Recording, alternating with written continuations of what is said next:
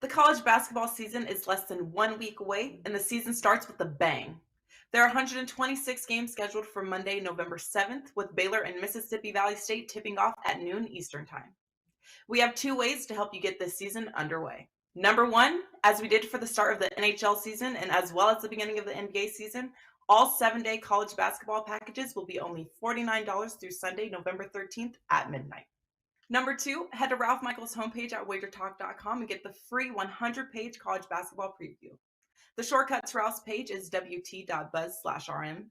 This 100-page guide has returning starters, percentage of returning minutes, last season's overall stats, as well as conference-only statistics, plus against the spread and over-under data. It also includes coaching data, conference previews, and a forecast for each conference. Whether it's a 7-day college basketball package, checking the Wager Talk odds page for updated numbers, or downloading the free college basketball guide, enjoy this season. And March Madness will be here before we know it.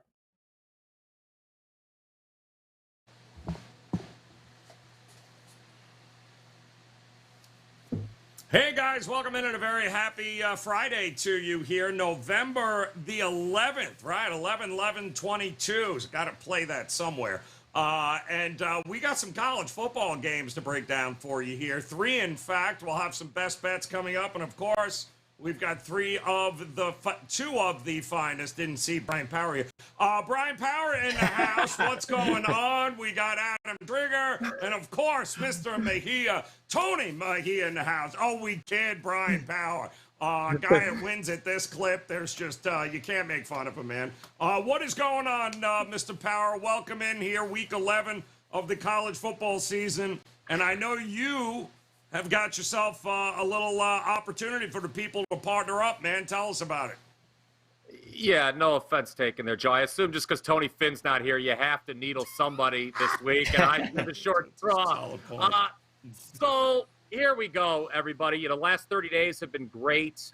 Number 1 overall, number 1 net units for the football season. Now number 1 college football last 30 days. So as a special offer to all of you, any package, 7 days or longer, that's 7 days, 30 days, 90 days, or even a full year, you can get 30% off. Use the coupon LAST30 to do that. Again, that's 30% off any package, 7 days or longer, $99 or above. Once again, we're really running hot. 2-0 in football last night. Had Memphis in the college game, Carolina in the NFL game. It was preposterous that I had to sweat both of them, but we got it done. And ready to talk some football, Joe. Always a pleasure to be here on Friday. Yeah, thanks for reminding me. Over 41.5, I watched not 1, not 2, but 3 missed extra points last night. That was an awful lot of fun, too. Good stuff there. Trig, talk to us here, man. I know you're locked and loaded some best bets here tonight. In fact, all weekend. Tell us what's going on. Yeah, well, I was number 1, Joe, until Brian passed me. Now I can't catch him. So, what a douche. But I did check. I did check prior to the. So I had the Panthers +3, 5% play last night, which won. Basically wire to wire. Should have been less of a sweat than it even was at the end. So I'm at least back to number 2. As I told Brian last week, I'm still coming for him. I have a college football 4% play that goes tonight that you can find at my page. I'm giving you one of my 4% plays on this show. I'll be adding some more NFL for the weekend, and I gave out another 4% play for free on the college basketball show a few minutes ago. So head on over to Wager Talk, check that out, and yeah, there's a lot going on this weekend. Hopefully, it's a good one. Got a lot going on for sure. Tony Mejia knows all about that. Mejia, I know injury reports all over the place in the association, but I know you got best bets there. I know college football as well as the NFL. Tell us, what's locked and loaded? A 5% play for tomorrow is locked and loaded, and it is a total, and 5% total. You're 9-1 last 10, and I am number 1 in college football totals for the season. So Bryan Power, come get that if you want. Ooh, yeah. Since he's taking over, so it's good. I mean, I think the more the merrier in terms of making our customers money, because they're happy and they shop around. So it's friendly competition all around at Wager Talk. That's what makes the site so great.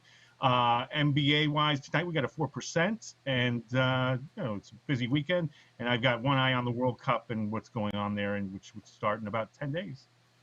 Yeah, don't even get us started. World Cup just around the corner. But hey, let's get through week 11 of the college football season. And let's start, guys. Game number one, we're going to talk about Arkansas, the Razorbacks hosting LSU. 3.5 for LSU right now. 61.5 as a total. And it just feels like this is one of those sell high type of situations here with LSU, Bryan Power, or is LSU deserved of the 3.5 line here? You think they cover it? Yeah, Joe, everything about this situation just screams woo pig suey, does it not? Yeah, I was going to try to do it in a better Arkansas accent, but I failed. But anyway, LSU has not covered the week after playing Alabama since 2017. They're 0-3-1 against the number since. They won outright, obviously, last week as a double-digit dog. Arkansas loses outright as a double-digit favorite last week. Correct me if I'm wrong, Joe. Perhaps you would know better than I. I think our friend Ralph Michaels may have had a trend on this situation earlier in the year when you have a team that loses outright as a double-digit favorite facing a team that won outright as a double-digit dog. Yep. And, on that note, I've been consuming, every week I always try to consume as much, information as I can leading up to these games. And there's a lot of sharp people this week, and maybe these two will join them that are saying take the points with Arkansas, but I can't do it. I made this number 7. Oof. I just do not think Arkansas is going to win this game. And if you take them, you've got to have a strong belief that they do. So look, Trig has said it before. We don't have to play all the games. If you're going to play this game, yes, you would do Arkansas. But for me, I'm passing on this game. Because the situation does scream the Hogs, but I don't like the number. I don't think it's enough points. LSU's a superior team. Brian Kelly has just done a phenomenal job here in Baton Rouge. A tip of the cap to him, despite that horrible attempt at a Cajun accent and that really awful dancing video he made. So. Yes, but they don't care anymore because they don't. He beat Bama. They could give a rip here, but there's no denying coaching matters in college football here. Pittman's been pretty good here at Arkansas with how far they've come, Trig, but coming off of that terrible loss to Liberty, that defense of Arkansas scares the living crap out of me. Much better to take points than to lay points with Arkansas. But what are you going to do here? Is it LSU for you? Well, Joe, you talked about Pittman. He's been great, actually, as a head coach at Arkansas. 19-9-1 overall against the spread. So he's been a cover machine. And as an underdog of 16 or less, he's 8-1 against the spread. And so, like Brian was saying, it really just screams like letdown spot for LSU. Take the points with Arkansas, but I also think it's not that easy because I've been very high on this LSU team all year long, and I'm kicking myself for not going back to the well. I think I had LSU as a client play like 3-4 weeks in a row and just thought it was too good to be true against Alabama. Didn't bet it. Of course, they win the game outright. But yeah, it's a horrible spot for LSU. Arkansas loses to Liberty, so you have to think, okay, bounce back spot here for Arkansas. LSU beats Alabama, so the consummate flat spot after a win like that. But LSU, I have reason to believe that LSU might have yet to play their best football. I've talked about this since the beginning of the season. Brian Kelly's as good as there is at improving teams quickly. And the other thing with LSU, Keyshawn Butte is essentially, he came into the season NFL, pretty much an NFL caliber receiver in terms of where his sort of stock would be. And he's really not done anything for LSU all year. He did kind of get it going against Alabama. I think he had 7 catches. But still, I think I expect much more out of him. So it's for me, I still think this LSU team might actually be better than what we've seen so far. It is a terrible spot. So I lean Arkansas, but I just don't think I'm getting enough points to jump in. Lean Arkansas because of the spot, but that's about it, and that's where I'll have to leave this one. It's a tough spot here, Mahia. It's one where you're going to look that Sell high here at LSU. I don't know what else. If there's ever a spot to bet against them, I think it's here, isn't it? The spot is right, absolutely. But I mean, you trust America's greatest Cajun coach to get his team focused on the next challenge, and Brian Kelly knows that this is on the road. You have to leave the Alabama win behind you, as exhilarating as it was, and the Hogs are certainly vulnerable. And coming off a loss to Liberty where they were outplayed, there was no fluke. They probably should have gotten that 2-point conversion in, but they missed it just by inches. We would have seen what would have happened in overtime. But one reason that they pointed to being lethargic in that game was quarterback KJ Jefferson playing through a bruised clavicle. And he's supposed to be a little better, starting this game. But we'll see if LSU can get to him with some pressure and that injury becomes an issue again. They have a great back in Rocket Sanders, but really little else. And LSU is a deeper team. I think somebody mentioned it. They're the better team in this matchup. Jaden Daniel has really figured it out. And he's part of figuring it out is finding a way to have better chemistry with Butte because early on they were not on the same page. And another key factor in this matchup is that Arkansas has been without Jalen Catalon, their star defensive back, a safety, for a couple of weeks now. And Miles Slusher and Anthony Brown, two key defensive backs who are kind of picking up that slack, both suspended for being arrested for disorderly conduct. So they will not play in this game. That's another advantage for LSU. So I don't like laying points on the road. I certainly don't love the spot. Like my cohorts here, we're all schooled and fat and happy and coming off a loss and bringing a win with you. But I mean, whether it's a hangover spot remains to be seen. I think ultimately over the course of a very long game of 60 minutes, LSU should win and cover. LSU it is. All right, we've got another big matchup here this weekend in Louisiana as well. Look at this. It involves Tulane and the Green Wave going to be hosting UCF for what is pretty much a trip to the conference championship here, the AAC. And Gus Malzahn takes the troops on the road here. 1.5 for Tulane, 54.5 as a total. Two defenses that can absolutely get at it. One team can run, the other team can pass. Injury concerns on one, so a lot to break down here, Trig. Kick us off. Which one are you leaning to here, UCF or Tulane? I like Tulane, Joe. I just don't buy that UCF is better than Tulane, and I think that's kind of like the argument that's being made here with the spread. Back when Tulane beat Kansas State, there was this whole, like, how could Kansas State lose to this team? And one of the things I said was, well, maybe they just lost. I watched every snap of that game, and I felt like they lost a game to a really good team with a very good defense. And I don't think there's an argument that Tulane has the best defense of any team in the group of five. And UCF last week, there was a couple plays in that game against Memphis that I felt really just swung the game, that were like fluke-type plays. Specifically, Memphis turned the ball over. They were going in, and it deflected like off three people, and UCF got an interception off of that. I don't know. They were outgained. They not by much, but they were out. I felt like Memphis was the better team on the stat sheet last week. UCF ended up escaping with a win that was really a more comfortable win than it should have been. And when UCF comes off an away win, they're 0-6 against the spread. Tulane, this is their sort of, it's the biggest game at Tulane, I would say, in the last couple decades. It's their best start since 1998. Should be a great atmosphere for this game. And really, I think what it comes down to, I like Tulane's weapons. I like Pratt at quarterback. They've got weapons at running back and receiver.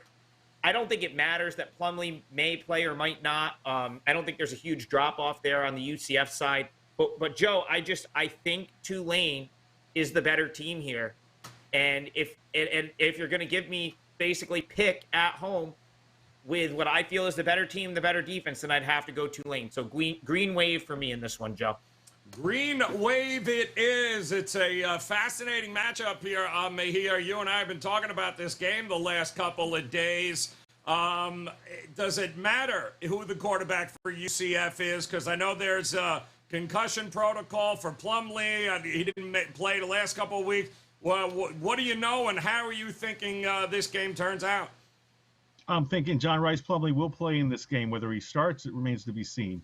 Mikey Keene did a really nice job last week. I mean, he's got an arm on him. He's a little small for my tastes physically, but he can definitely throw. He's got a gun, and he made some really nice throws against Memphis. He also made some boneheaded mistakes. So I think the game plan, regardless of who starts, is let's see where we are in this game. If we need to throw, we'll have Keene out there. He's by far the better passer. If you're in the game or need to burn clock late, you'll see John Rice Plumlee out there because he's the best dual threat that UCF has, and he's the best dual threat UCF has had in a while. I mean, a world-class athlete, played wide receiver at Ole Miss, originally a quarterback, and he had to regain those instincts at UCF at the start of the season, and it was a roller coaster ride right out of the gate. I mean, the Knights left some points on the board against Louisville, against Georgia Tech, so the better defenses have found a way to rattle Plumlee, and Tulane is certainly a very good defense, specifically against the pass.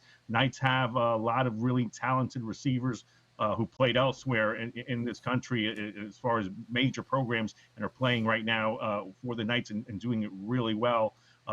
So it's a talent, probably the most talented receiving core that Tulane has seen to date. But the Green Wave have to be ready. I mean, you do well in these next two games, which are spread out over 4 days because they've got SMU coming in on Thursday. Then you make your dreams come true in terms of making an AAC title game, and you get to host it potentially. So, but they've still got lots of stuff in front of them. Ty Spears is the real deal as a running back. And the key to the Knights, I'll say this: if Jeremiah Jean-Baptiste is ruled out because he got a concussion very late in that Memphis game, the Memphis, I think he was a tight end, was ejected for targeting. Basically hit him with the helmet, and he had to watch the rest of the game in the fourth quarter. If he's not in there for UCF, I think the Knights lose outright. So he's that key to that defense. If he's out there, then UCF can win this game, and I think they'll do so with Plumlee finishing out the game in the fourth quarter with his ability to run and make plays with his feet. So based on Jean-Baptiste, to me, and it's a game I'll watch, I'll stay away from. It's going to be interesting here, Bryan Power. You're going to stop an RPO offense of Gus Malzahn's. You better be able to stop the run. They got some linebackers here in Tulane. This whole defense has been phenomenal against the run, but will it be enough? Who do you think wins this game, or are you looking at the total? Well, the last game I was feeling pretty good after we went around the horn because we all kind of had the same read on it, right? That we were, despite the spot looking good for Arkansas, we were all gun shy. Here, I don't know. These guys make a lot of good points, but I'm going to step on a limb and go the other way. I like Central Florida in this game. Perhaps I am biased because 2 weeks ago they were a 5% play for me at home against Cincinnati. I remember Plumlee taking that horrible hit. I saw it. I said, "Oh my God!" The referee grabbed me. I said, "Run away from the referee! He's checking you." And then he did, and he fell flat on his face. I said, "Well, this, not to make light of the thing, but I was like, oh well, this is great." But give the Knights credit; they won that game with Keene. It was a game they deserved to win against Cincinnati. And then last week, Trigg brought up there was a egregious call. I can't remember if it was PI or targeting that went UCF's way, but you got to give them credit for going into the Liberty Bowl and winning 35-28 with a backup quarterback. Memphis had covered 6 in a row as a home dog going back to 2017. It's not easy to win there, let alone cover laying points. I know Tulane is the #1 team in the country against the spread right now, Joe. 8-1, covering by more than 6 points per game. I really respect the job Willie Fritz has done here. He has turned this into one of the best teams in the conference, but I do not think this is the number 17 team in the country at all. Is a S&P P plus that agrees with me on that. The only top 25 team I've got rated lower in my power rankings would be Liberty. Liberty significantly lower than Tulane. Sometimes the pollsters just fall in love with the loss column and rank teams high, but I actually do think UCF is the better team here, and I'll take them regardless of the quarterback situation. Free play up on my page if people would like to read all about what I just said later this weekend. Awesome. Willie Fritz shows up 2016 at Tulane, and he is now the single most profitable coach at home right now against the number 26-11 ATS in those friendly confines of the Green Wave stand. So should be a good one. And the number tells you that. Looks like a battle is brewing there between UCF and Tulane this weekend. We got one other monster battle, too, although I don't think there's going to be nearly as many points scored in this one as maybe this UCF game. But how about it? Wisconsin taking on Iowa. Iowa at home, laying 1 now, and that is some steam that came rolling in on this Iowa team earlier today. 35 is the total, which is, whoo, shocked us that high. 3:30 Eastern Time kickoff here in the Big Ten. Mejia, start us off here. Iowa at home against Wisconsin. Who you leaning? Well, par for the course for me this entire year. I was subject to the one Iowa scoring explosion we've seen all season when I'm on the first half under against Purdue last weekend, where all of a sudden you go from a scoreless first half where it's raining and you're seeing the teams, puddle around out there and letting the defenses dictate, to Spencer Petras actually connecting with his tight end and what's his name, the kid with the Italian name, who just went nuts, and within a span of I think 2 minutes they scored 2 touchdowns and they got to 20 points to beat my under 19.5 first half bet. So that was great. And then the score ends up 24-3. So the under did hit, but I only had it for the first half. So I did witness Iowa being able to score and move the football, and technically they've got 57 points over the last 2 games because they beat the daylights out of Northwestern the week before that. But no, I do not think that Iowa's offense is fixed, and I would love Jim Leonard to pretty much cement keeping this Wisconsin job. I think it's his. I think he's the perfect guy to lead this Badgers program forward as a guy that played there and can recruit there, and is obviously a pretty gifted defensive coach that we already knew that going in. Now he'll be the head coach if he can continue to win out, and he's got golden opportunity next 2 weeks against rivals like Iowa and Nebraska and then Minnesota. So this Wisconsin team does have talent. It depends on whether they get decent quarterback play. Certainly, I think the total is where it needs to be for a reason. But I could see Iowa going into Kinnick Stadium. I don't think much of that offense. They just have to protect the football and win outright. So I'm on the Wisconsin side. Going Wisconsin here. How about you, Bryan Power? Are you leaning one way or the other? Or, shocker, are you going to total here? Maybe under team total, everything under? Yeah, we'll get to the total in a minute here, Joe. But, I feel I've got a pretty good grip on the national landscape here in college football. But there's 2 things that confound me a little bit. One, I would not feel comfortable telling you who the best team in the Pac-12 is. And even more confounding would be this Big Ten West division. I think it was a couple weeks ago on the program, I joked with you, does the road to the division championship go through Champaign-Urbana? And it kind of looked like it did there for a while. And then what do they do last week? They have a horrible, head-scratching, outright loss to Michigan State. I actually have Wisconsin now rated by just a little bit as the best team in this division. I don't necessarily think that means, though, that they can go into Kinnick Stadium and win. Don't look now. Tony brought this up about the Iowa offense. They have actually gained over 6 yards per play in back-to-back weeks, which is pretty shocking. But I would agree with him that I don't necessarily think that means the offense is, quote-unquote, fixed permanently.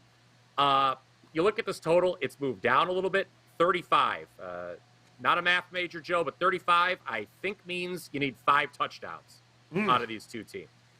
Do we think that these 2 teams will give us 5 touchdowns?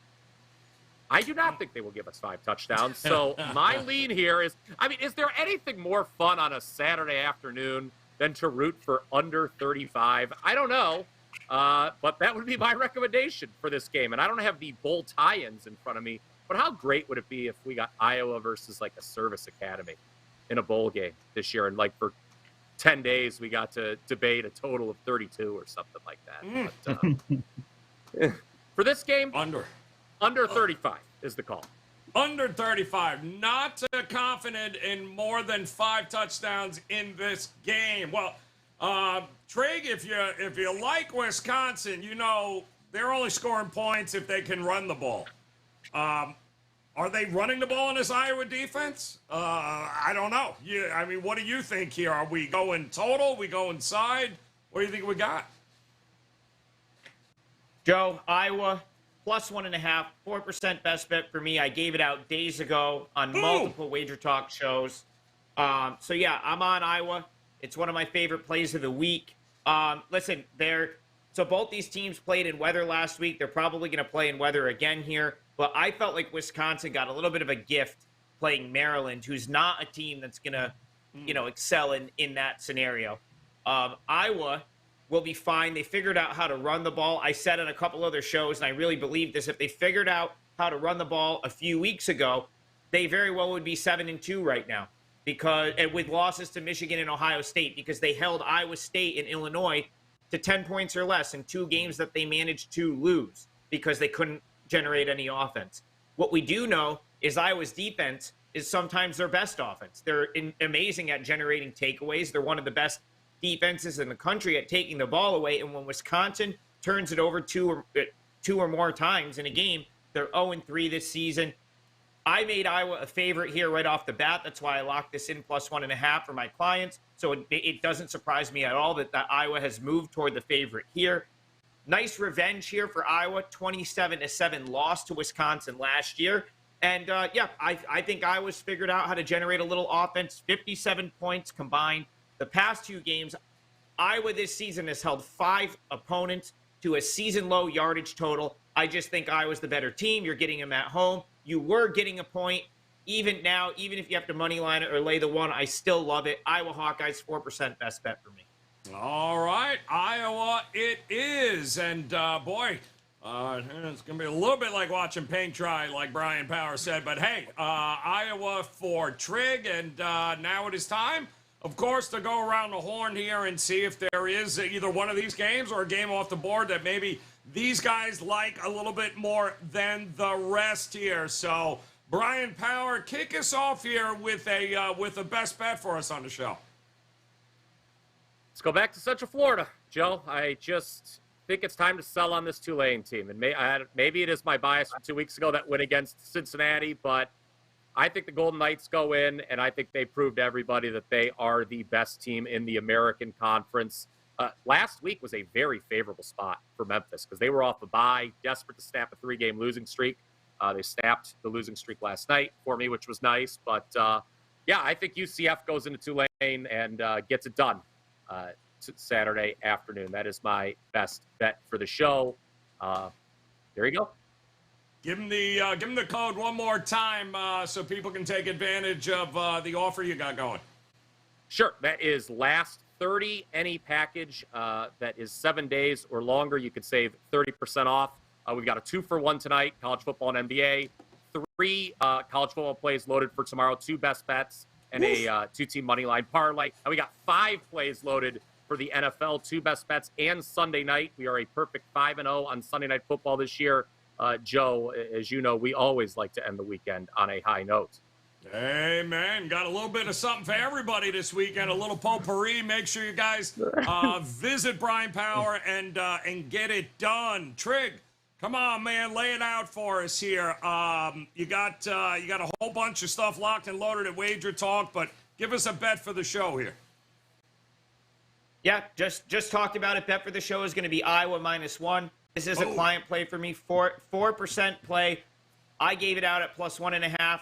It's -1. I would not be surprised to see it continue to trend in that direction. I think I made Iowa -3 here, so I think it continues to move toward that. I would bet it now if you like Iowa, and I just think that they're the superior team. I think they figured out how to generate a little offense.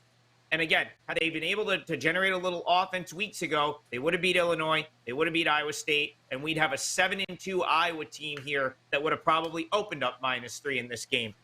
Still, Wisconsin, they've taken a little bit of a step forward, but I just don't buy it. I think that they really benefited from playing Maryland in some bad weather last week. They're far more built for that weather than Maryland is. And I just don't like the Wisconsin defense. I don't think they're as good as they were in years past. And that's where I think Iowa can get a little bit of a push in this game. So I'll take the Iowa Hawkeyes on their home field. They're the better team, and you're getting them at about a pick, so that's good enough for me here. I like Iowa Hawkeyes, and it's a 4% client play for me at WagerTalk. All right, Iowa it is for Trig. And Tony Mejia, you got a whole lot locked and loaded here across the board. But give us one here on the show that you like a little more than the rest. Yeah, it's on my page at wt.buzz/TM, and I just added the plus package to my 5% stuff, so you can have the all-day pass for $4 more, and there's a second play in there already, and then I'll populate it with a bunch of plays tomorrow. And Brian, I love that you love my alma mater, but we're Central Florida on the board, but going back to when I was in school there in the late 90s, they've been trying to get people to call them UCF and not Central Florida. And much to my chagrin, they dropped the golden part of the Golden Knights, because I don't know why they did that. So now we're just the Knights, and really it kind of leaves us naked, because the Army has the Black Knights and we're the Golden Knights, but now we're just the Knights. And our rival is the dirty University of South Florida, which is my free play against. In this one, it's not against, because I need some points from them in this game. But they just fired Jeff Scott, who's been the latest failure in Tampa. And I don't know why they call themselves South Florida, because South Florida is Tampa is not South Florida. It's obviously not even Southern close. Central Florida. But regardless, hopefully there's talk that Scott Frost would be in talks to be South Florida's next coach. Hope he doesn't do that, because there are some of us that still love him for what he did at UCF. There's talk that Jim Leavitt might be coached to come back there after he had to leave that job in disgrace because he punched a player. So we shall see what our friends at South Florida, and I use that friend's moniker loosely, do.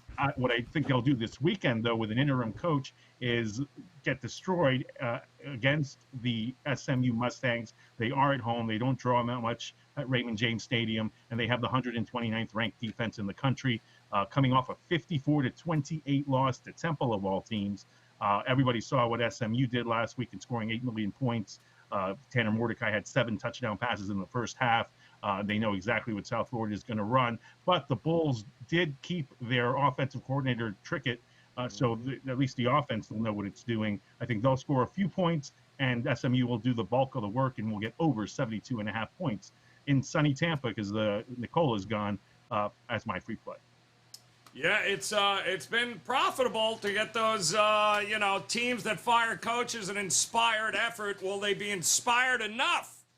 Is going to be the question as SMU gets ready to drop 250 points on them. Here we go one more time. Bryan Power, he's got himself UCF, formerly known as the Golden Knights, now just the Knights. He's still taking them at plus 1.5 over Tulane. Trig says, don't overthink it, guys. Iowa, getting it done here at basically 6-3, I think is the final score there. While Tony Mejia says SMU, South Florida, get ready for some points. You don't need a lot from South Florida to get up and over the 72.5. And guys, don't forget, head over to WagerTalk.com. They are locked, loaded. You heard them, ready to roll here. Plenty of opportunities to kick this weekend off the right way. Visiting Bryan Power, of course, visiting Adam Trigger and Tony Mejia. Head over to those pages now, guys. We got 5% best bets up there. We've got packages. Bryan Power, use last 30. That's last 30. Get that discount on the all-access package. And Trig is ready. College hoops tonight, not to mention a full slate of NFL action. Visit Adam Trigger over at WagerTalk.com. All right, guys, week 11 should be a whole lot of fun. We'll be back again next week, of course, getting ready for week 12 as we are that much closer to a college football playoff. Hope you'll come back and join us again next week. On behalf of Trig, Bryan Power, and Tony Mejia, guys, we appreciate it. Best of luck with all your plays tonight and this weekend. We'll see you again on Monday. Good luck, guys.